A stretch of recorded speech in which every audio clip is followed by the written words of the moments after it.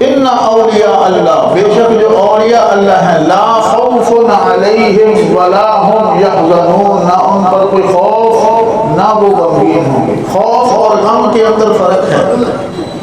خوف کہتے ہیں کسی آنے والی چیز کا ڈر، کسی آنے والی چیز، کسی آنے والی مصیبت، کسی آنے والے حادثے، کسی آنے والی پریشانی کا خیال، یہ خوف کہلاتا ہے کہ فلاں نہ ہو جائے، فلاں کام نہ ہو جائے، فلاں مصیبت نہ آ جائے، فلاں پریشانی نہ آ جائے، فلاں مسئلہ پیدا نہ ہو جائے، یہ ہوتا ہے خوف۔ اور غم جو ہوتا ہے یہ سابقہ جو پہلے مصیبت گزر چکی، پریشانی گزر چکی، اب کوئی فوت ہو جائے، کسی کا انتقال ہو جائے، یا کسی کی کوئی چیز گم ہو جائے، یا کسی کا کوئی نقصان ہو جائے، اس کے بعد وہ غمگین ہوتا ہے، غم زدہ ہوتا ہے۔ یعنی آسان مثال، اگر کسی کو، دکاندار کو پتہ چلے کہ اس کی چوری ہو گئی ہے، چوری ہو گئی، اس کا نقصان ہو گیا، اس کے بعد وہ کیا ہے؟ غمگین ہے، غم زدہ ہے، اس کو غم ہوگا۔ اگر یہ کہا جائے کہ آپ کی چوری ہو سکتی ہے، ابھی ہوئی نہیں، ہو سکتی ہے، تو یہ کیا ہے؟ خوف۔ گزرے ہوئے مصیبت اور پریشانی، آفت، حادثے، بلا کو غم کہتے ہیں، اور آنے والے مصیبت، پریشانی، آفت، بلا کے خیال کو خوف کہتے ہیں۔ اور اللہ تعالیٰ نے ان دونوں چیزوں کو اولیاء اللہ سے دور کر دیا کہ میرے بندے، پہلے کہا سن لو، یاد رکھو، توجہ کرو، جو میرے دوست ہیں ان پر نہ کوئی خوف ہے، نہ ان پر کوئی غم ہے، نہ ان کو اپنی گزشتہ پر، نہ ماضی پر کوئی ندامت ہوگی، نہ شرمندگی ہوگی، نہ وہ غمگین ہوں گے، نہ ان کو آنے والی زندگی کا کوئی اندیشہ ہے، کوئی پریشانی ہے کہ ہمارے ساتھ پتہ نہیں کیا ہونے والا ہے۔ اور اس کی ایک مثال بطور یہ بھی بتا دی، الذین آمنوا وکانوا یتقون، نشانی کے طور پر کہ جو ایمان لائے اور جو پرہیز کرتے رہے، یہ اولیاء اللہ کی ایک نشانی یہاں بھی بیان آ گئی۔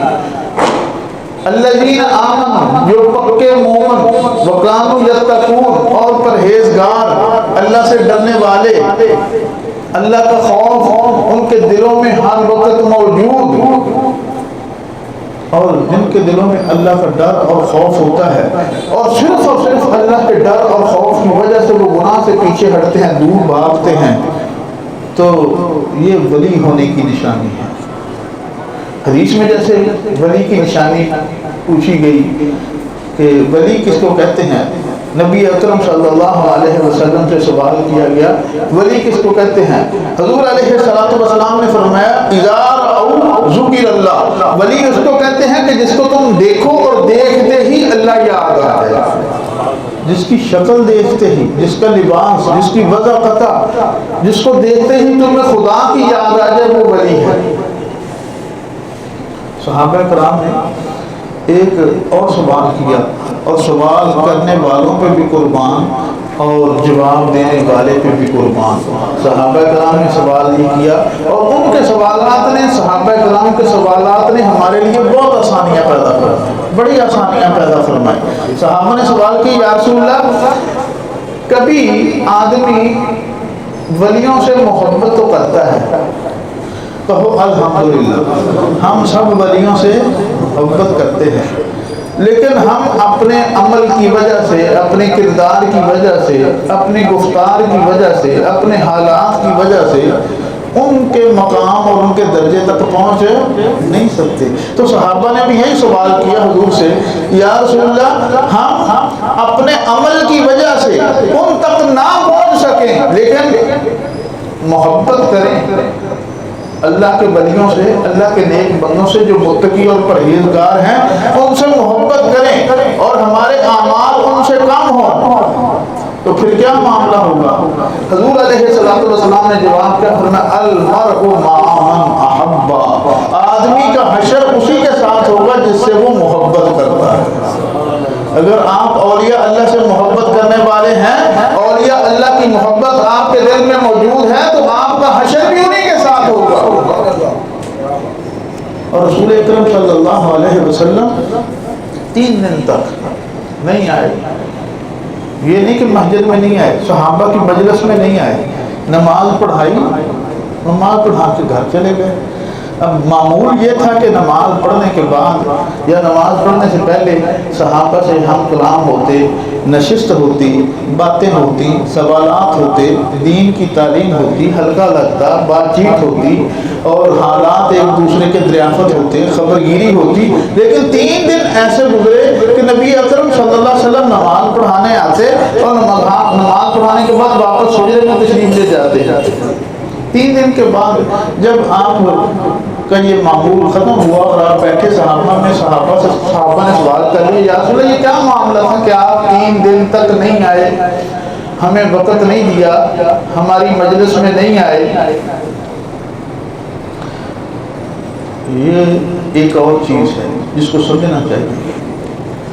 جو اللہ والے ہوتے ہیں نا، بڑے بزرگ نیک ہستیاں، جب یہ کسی مجلس میں آتی ہیں، کوئی جلسہ ہے، کوئی پروگرام ہے، کوئی محفل ہے، اس میں آنے والے چھوٹے بھی ہیں، بڑے بھی ہیں، بزرگ بھی ہیں، بچے بھی ہیں، عالم بھی ہیں، غیر عالم بھی ہیں، لیکن دونوں کے آنے کا ایک ہی مجلس، ایک ہی محفل اور ایک ہی جلسے کے اندر فرق کیا ہوتا ہے؟ جب کوئی بڑا آتا ہے، جب کوئی عالم آتا ہے، جب کوئی ولی آتا ہے، جب کوئی بزرگ آتا ہے، تو وہ اس مجلس کے اندر، اس محفل کے اندر جتنے لوگ ہیں ان کو فیض دینے آتا ہے، ان کی وجہ سے فیض جاری ہوتا ہے. اور جو دوسرے ہوتے ہیں عام آنے والے، وہ فیض حاصل کرنے والے ہوتے ہیں. کبھی صحابہ حضور کی مجلس میں جاتے تھے فیض حاصل کرنے کے لیے، اور کبھی صحابہ کی مجلس ہوتی تھی حضور وہاں تشریف لے جاتے تھے ان کو فیض پہنچانے کے لیے. یہ سرچشمہ فیض جو ہے، اس کے بارے میں یہ مت سمجھیں کہ کوئی یہ کہے کہ اولیاء اللہ کو فلاں نہیں مانتا، فلاں نہیں مانتا. بزرگی کو، ان کے شرف کو، ان کے مقام کو، ان کی شان کو، کون ہے جو اولیاء اللہ کو نہ مانتا ہو یا ان کی شان میں گستاخی کرتا ہو؟ اولیاء اللہ کے بارے میں من گھڑت قصے، کہانیاں جو تراشی گئی ہیں، جو قابل تحقیق بھی ہو سکتی ہیں، قابل تردید بھی ہو سکتی ہیں، ان پر تو کلام ہے. لیکن جو اللہ کا ولی ہے اور حقیقتاً اللہ کا ولی ہے، جو متبع سنت ہے، جو شریعت کا پابند ہے اور جو ہر طرح کی خرافات اور واہیات سے دور ہے، اس کی شان کے اندر، اس کی عظمت کے اندر، اس کے مقام اور عزت کے اندر کس کو شک ہو سکتا ہے؟ یا رسول اللہ آپ 3 دن نہیں آئے. اللہ کے نبی نے فرمایا کہ مجھے ایک بشارت ملی اللہ کی طرف سے. وہ بشارت کیا تھی کہ اے نبی، تیری امت میں 70,000 لوگ ایسے ہوں گے جو بغیر حساب کتاب کے جنت میں جائیں گے. 70,000 لوگ بغیر حساب کتاب کے جنت میں جائیں گے. جب میں نے یہ خوشخبری سنی، اللہ تعالیٰ کی طرف سے یہ بشارت سنی، تو میں نے اللہ سے اضافے کا مطالبہ کر دیا، یا اللہ اس میں بڑھا، اس کو بڑھا. یہ مسند احمد میں بھی ہے اور صحیحین بخاری اور مسلم کے اندر بھی یہ روایت ہے. یا اللہ اس کو بڑھا. تو اللہ نے فرمایا کہ ایسا ہے کہ 70,000 جائیں گے، ہر 1000 کے ساتھ بھی 70,000 جائے گا. ہر 1000 کے ساتھ بھی گئی نا بات لاکھوں اور کروڑوں میں. ہر 1000 بندہ جو 70,000 میں ہوگا وہ بھی 70,000 لے کر جائے گا. اس سے پتہ چلا جو ایک بندہ ہوگا، ایک ولی اللہ ہوگا، وہ 70 بندوں کو لے کے جائے گا. ایک بندہ 70 بندوں کو لے کے جائے گا. یہ بھی بشارت آ گئی، لیکن اللہ کا نبی فرماتا ہے کہ میں نے اور درخواست کی، یا اللہ اس کو اور بڑھا، اس کے اندر اور اضافہ فرما. تو رب تعالیٰ نے پھر اور اضافہ فرمایا اور فرمایا کہ ان 70,000 میں سے ہر ایک کے ساتھ، ہر 1000 کے ساتھ نہیں، ہر ایک کو یہ درجہ حاصل ہوگا کہ وہ 70,000 آدمیوں کو لے کر جائے گا. وہ جو 70,000 بغیر حساب کتاب کے جائیں گے، ان میں سے ہر ایک جو ہے وہ 70,000 آدمیوں کو لے کر جائے گا. اور یہ کون ہوں گے؟ جن کے دل صاف ہیں. ہم کہتے ہیں نا صوفی, یہ صوفی لفظ کہاں سے نکلا ہے؟ جن کا دل کیا ہو؟ صاف ہو. یہ محبت, دنیا کی محبت سے جب دل خالی ہوتا ہے نا تو ایسے لوگوں کو صوفی کہتے ہیں, اور ایسے ہی دلوں کے اندر اللہ کی محبت ہوتی ہے اور یہی در حقیقت اللہ کے ولی ہوتے ہیں. یہ کوئی علیحدہ مخلوق نہیں. یاد رکھیں جتنے بھی انبیاء ہیں وہ سارے کے سارے اولیاء اللہ بھی ہیں. جتنے بھی انبیاء سارے کے سارے اللہ کے دوست. ولی کا معنی کیا ہے؟ دوست. بلکہ نبی جو ہے ان کے بارے میں ہم سب کا یہ عقیدہ ہے, یہ نظریہ ہے کہ نبی نبوت ملنے سے پہلے بھی, جب تک نبوت نہیں ملی اس سے پہلے بھی اعلیٰ درجے کا ولی ہوتا ہے. جتنے بھی صحابہ ہیں وہ سارے کے سارے کیا ہیں؟ اللہ کے ولی ہیں, اللہ کے دوست ہیں. بلکہ عام ولی جو ہیں وہ صحابہ کی ولایت تک اور اس دوستی کو نہیں پہنچ سکتے, نہیں پا سکتے. لیکن اس کے باوجود جو صفات ہم دنیا کے اندر رہتے ہوئے نا لوگوں کے اندر عزت پانے کے لیے, مقام پانے کے لیے, لوگوں کے اندر شہرت پانے کے لیے, لوگوں کی نظر میں محبوب اور مقبول بننے کے لیے سوچ جتن کرتے ہیں, پتہ نہیں کس طرح کے نعرے لگاتے ہیں, کس طرح کی خدمت کرتے ہیں. یہ سیاست ہماری آج کل انہی چیزوں کے گرد گھومتی ہے نا. جو چیز نیچے سے شروع ہو, جس کی محبت, وہ بہت جلد ختم ہو جاتی ہے, اور جو اوپر سے آئے وہ کبھی ختم نہیں ہوتی. اللہ پاک حدیث میں آتا ہے جب کسی بندے سے محبت فرماتے ہیں سبحان اللہ کا. یہ نسبت ہے نا. یہ پہلی خوشخبری تو یہی ہے نا کہ اللہ کسی کے بارے میں یہ کہہ دے کہ یہ میرا دوست ہے. اور یہ محبت یک طرفہ نہیں ہے. یحبہم و یحبونہ, وہ بھی محبت کرتا ہے, یہ بھی محبت کرتے ہیں. محبت دو طرفہ ہے, اور محبت کا فائدہ ہے. محبت فائدے سے خالی نہیں ہے. اللہ کے بندے جب اپنے دل کو اس طرح کے خیالات سے خالی کرتے ہیں, اللہ جبریل کو بلاتے ہیں. جبریل, وہ جو فلاں بندہ ہے دنیا میں اس سے محبت کرنے لگا ہوں. جبریل, فلاں کو میں نے اپنا دوست بنا لیا ہے. جبریل کہتے ہیں یا پروردگار اب میرے لیے کیا حکم ہے؟ جبریل تو بھی اس سے محبت کر. پہلے اللہ محبت, پھر جبریل محبت کرتا ہے. یا پروردگار اب کیا حکم ہے؟ فرمایا کہ آسمان کے تمام فرشتوں میں اعلان کر دو کہ وہ سارے اس سے محبت کریں, اور کہہ دیں کیونکہ میں بھی اس سے محبت کرتا ہوں اور اللہ بھی اس سے محبت کرتا ہے. سارے آسمانی فرشتے ساتھ جبریل, اور رب تعالیٰ کی ذات کی نظر میں وہ بندہ کیا ہو جاتا ہے؟ محبوب ہو جاتا ہے. پھر آسمان والے فرشتے زمین والے فرشتوں کو القاء کرتے ہیں. یہ حدیث ہے, حدیث ہے, حدیث کا مفہوم آپ کو بیان کر رہا ہوں. پھر وہ جو زمین والے فرشتے ہیں وہ اس بندے سے محبت شروع کر دیتے ہیں. پھر زمین کے اوپر جتنے بھی نیک لوگ ہیں وہ زمین کے کسی بھی گوشے, کسی بھی خطے, کسی بھی خطے میں موجود ہوں, ان کے دلوں میں قدرتی طور پر, طبی طور پر اس آدمی کی محبت ڈال دی جاتی ہے. جیسے کوئی کہیں بھی ہو, ہم نے کہاں کسی کو دیکھا بھی نہ ہو, کسی کی زیارت بھی نہ کی ہو, لیکن نام سنتے ہم کہتے ہیں اللہ کا نیک بندہ ہے, بزرگ ہے, اللہ کا ولی ہے, نیک بندہ ہے. تو ان کی محبت یہ اوپر سے آتی ہے. محبت وہی ہے جو کدھر سے آئے, جو نیچے سے لے کر ہم اوپر چڑھنا چاہتے ہیں نا.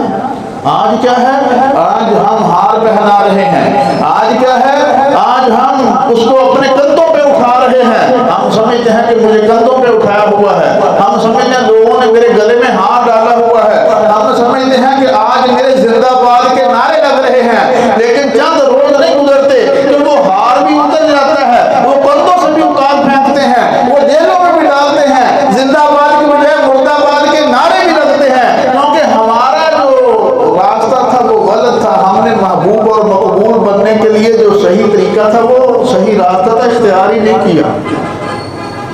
بندوں کی محبت لے کر کوئی آدمی اوپر نہیں جاتا. اوپر سے محبت آئے تو وہ پھر درجہ قبولیت حاصل کرتا ہے.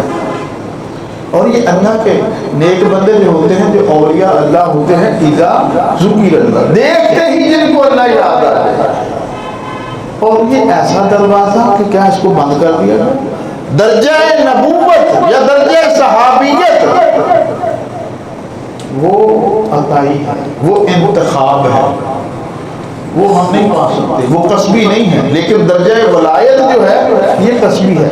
میں آپ ہم میں سے کوئی چاہے مرد ہو یا عورت ہو، کوئی بھی اپنی ریاضت کے ساتھ، اپنے مجاہدے کے ساتھ، اپنی کوشش کے ساتھ، اپنی ہمت کے ساتھ درجہ ولایت کو پا جاتا ہے۔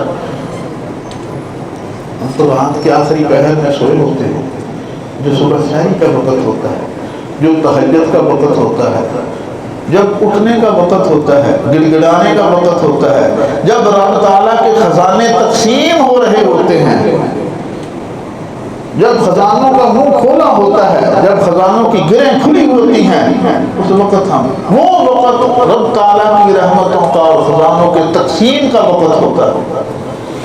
تو کوئی بھی اپنے کسب سے، اپنے مجاہدے سے، اپنی ریاضت سے، اور کبھی کبھی اللہ پاک کو کوئی چیز ایسی پسند آتی ہے کہ کوئی ایسی بات اچھی لگتی ہے کہ اللہ پاک کو فوراً اس کو درجہ ولایت اور درجہ محبوبیت عطا فرماتے ہیں۔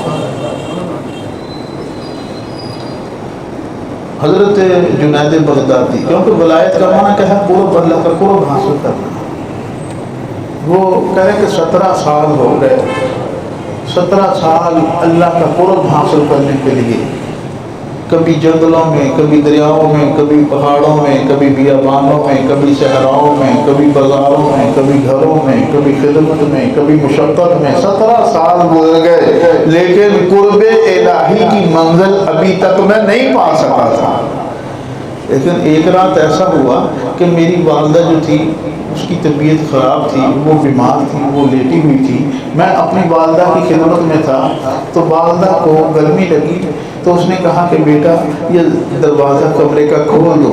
میں نے کمرے کا دروازہ کھول دیا، اور جب میں آ کر بیٹھا ہی تھا تو پھر اس کو کچھ سردی محسوس ہوئی ہوا لگنے کی وجہ سے۔ والدہ کہتی ہے بیٹا دروازہ بند کر دو۔ میں اٹھا اور میں نے دروازہ بند کر دیا۔ تھوڑی دیر کے بعد پھر والدہ کو تلخی محسوس ہوئی، وہ کہنے لگی بیٹا یہ دروازہ کھول دو۔ میں پھر اٹھا، میں سمجھ گیا کہ طبیعت کچھ اس طرح کی ہے کہ بہت دیر تک نہ ہوا برداشت ہو رہی ہے اور نہ بہت دیر تک گرمی برداشت ہو رہی ہے۔ فرماتے ہیں کہ میں دروازے میں ہی کھڑا ہو گیا، میں دروازے میں ہی کھڑا ہو گیا، اور تھوڑی دیر کے بعد میں دروازہ کھول دوں اور پھر خود ہی بند کر دوں، تھوڑی دیر کے لیے کھول دوں پھر بند کر دوں، کھول دوں بند کر دوں۔ یہی کام کر رہا تھا کہ اللہ تعالیٰ نے مجھے درجہ قبولیت عطا فرما دیا، اپنا قرب نصیب فرما دیا۔ جو 17 سالوں سے میں جنگلوں، بیابانوں، صحراؤں، دریاؤں میں ڈھونڈ رہا تھا، وہ والدہ کی خدمت میں چند لمحوں میں مجھے وہ مل گیا۔ أَلَمْ يَعْنِ لِلَّذِينَ آمَنُوا أَن تَخْشَعَ قُلُوبُهُمْ لِذِكْرِ اللَّهِ، قرآن کی آیت ہے۔ کیا وہ وقت ابھی آیا نہیں؟ وہ وقت، وہ ٹائم، وہ گھڑی ابھی آئی نہیں کہ اللہ کی یاد سے، اللہ کے ذکر سے تمہارے دلوں کے اندر کوئی ڈر، خوف پیدا ہو اور تم اپنے آپ کو بدلو؟ ابھی تک وہ لمحہ آیا نہیں۔ کتنی زندگی گزر گئی، کتنے دن رات گزر گئے، کتنے سال مہینے گزر گئے، کتنے لمحات و واقعات گزر گئے، ابھی تک وہ گھڑی آئی نہیں کہ تم اپنے آپ کو بدلنے کا سوچو۔ چور چوری کرنے کے لیے دوار پر چڑھ گیا، ابھی دوار پھلانگنے ہی لگا تھا کہ گھر سے اس کو تلاوت کی آواز سنائی دی۔ جو قرآن کی تلاوت کر رہا تھا وہ یہی آیت پڑھ رہا تھا، أَلَمْ يَعْنِ لِلَّذِينَ آمَنُوا، ایمان والوں پر ابھی وہ وقت نہیں آیا، أَن تَخْشَعَ قُلُوبُهُمْ لِذِكْرِ اللَّهِ، کہ اللہ کے ذکر سے ان کے دل ڈر جائیں۔ یہ بات، یہ آیت، یہ چور کے کان پہ بھی پڑی تھی، اور وہ سوچتا ہی رہا کہ دوبارہ کھلانگنے والا تھا، سوچتے ہی رہ گیا۔ ابھی تک وہ گھڑی نہیں آئی، ابھی تک وہ موقع نہیں آیا، ابھی تک وہ لمحہ نہیں آیا۔ وہیں اپنے ارادے کو بدلا، واپس ہوا، اور اللہ کے ہاں ایسا درجہ قبولیت حاصل ہوا، اللہ کا ایسا پھر محبوب بنا کہ مشرق سے مغرب تک وہ بہت بڑا اللہ کا ولی، وہ چند کبھی کبھی بڑی ریاضتیں اور کبھی کبھی کوئی معمولی سا قصہ، کوئی اللہ کو بات کیا، کسی نیکی کو چھوٹا نہیں سمجھنا چاہیے، کسی عمل کو معمولی نہیں سمجھنا، اپنے اپنے رنگ ہوتے ہیں۔ جیسے حدیث میں آتا ہے حضرت موسیٰ علیہ السلام نے پوچھا یا اللہ تیرا ولی کون سا ہے، تیرا دوست کون سا ہے، میں تیرے دوست سے ملنا چاہتا ہوں، تیرے دوست کو دیکھنا چاہتا ہوں۔ سوال کرنے والا کلیم اللہ، اللہ کا پیغمبر، میں تیرے محبوب کو، تیرے دوست کو دیکھنا چاہتا ہوں۔ حضرت موسیٰ کو حکم ہوا کہ فلاں جنگل میں جا، وہاں ایک چرواہا ہے، وہ میرا دوست ہے۔ حضرت موسیٰ علیہ السلام گئے، جنگل میں گئے، وہاں دیکھا ایک چرواہا ہے، بکریاں چلا رہا ہے۔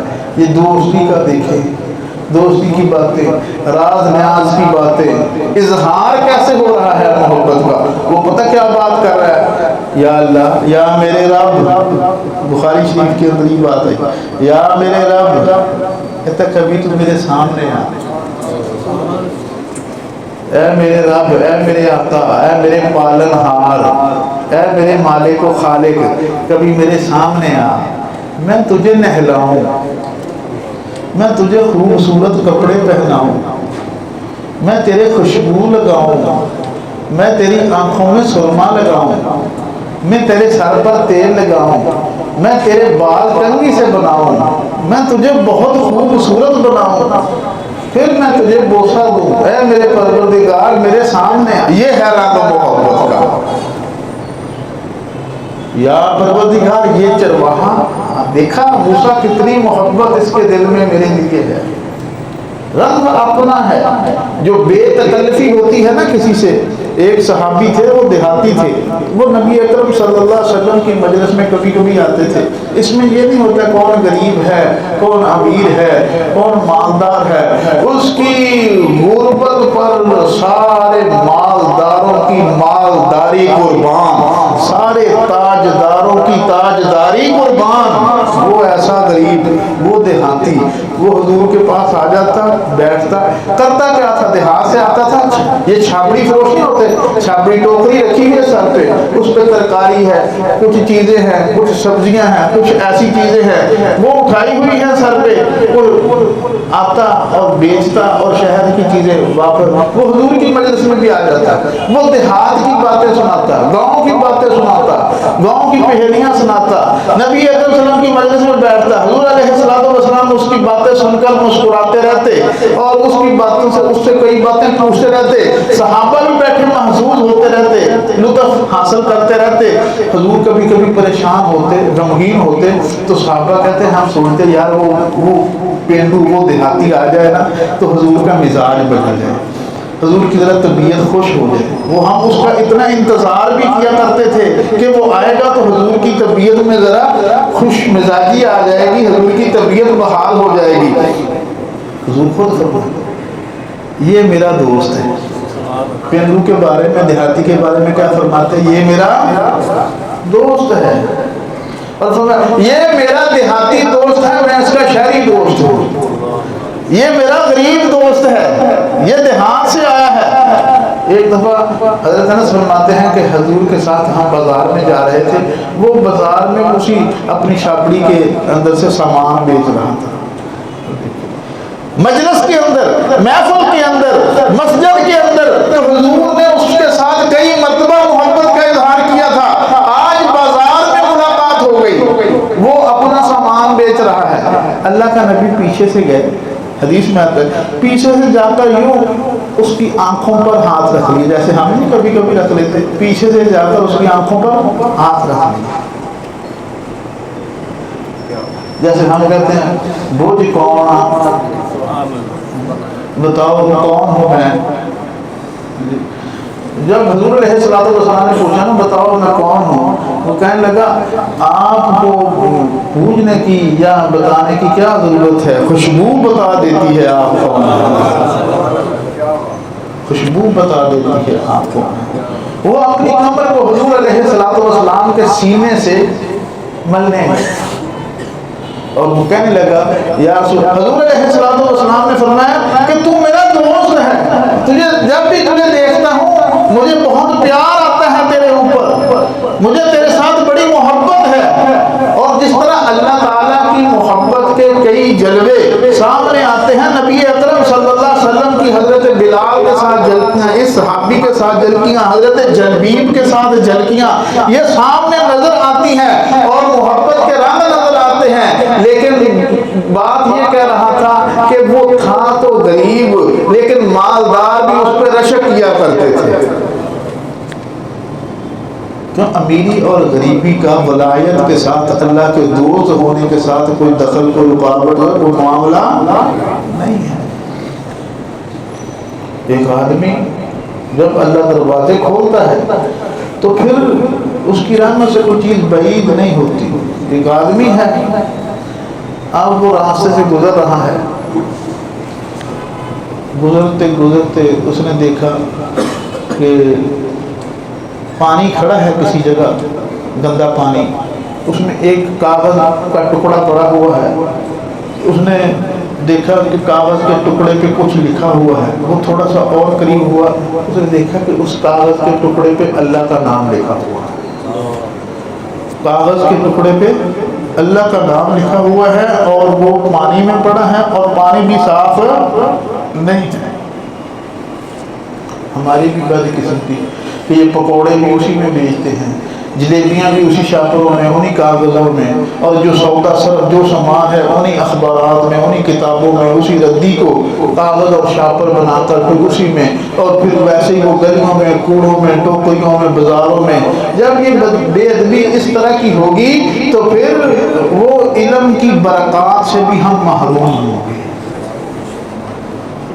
اس نے وہ کاغذ کا ٹکڑا اٹھایا. تھا وہ کون؟ اپنے علاقے کا سب سے بڑا بدماش. تھا وہ کون؟ اپنے علاقے کا سب سے برا آدمی.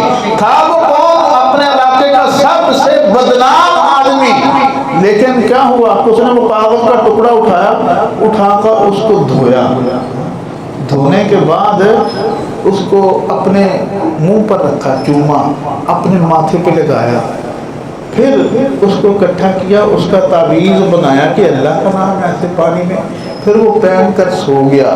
صبح کو اٹھا تو انشراح، اللہ تعالیٰ نے سینہ اس قدر کھول دیا کہ وہ وقت کا ولی بن چکا تھا. کبھی کبھی بہت دیر تک ریاضتیں اور مجاہدے بھی وہ نہیں کرواتا، بڑی محنت اور مشقت بھی نہیں کرواتا، پل بھر کے اندر وہ درجہ قبولیت اور مقام ولایت عطا کر دیتا ہے. اور اصحاب کہف کے کتے نے کیا کہا تھا؟ نہیں جان چھوڑ رہا تھا نا اصحاب کہف کا کتا. وہ تو جا رہے ہیں دکیا نور سے نکل کر، وہ بچ کے جا رہے ہیں غار کے اندر. اب کتا بھی پیچھے پیچھے ہے، وہ کتمیر جو ہے وہ بھی پیچھے پیچھے ہے، وہ کتا ساتھ ساتھ ہے. یہ کرے ہم تو جا رہے ہیں، یہ کیا کرے گا؟ اس کو دھتکار رہے ہیں.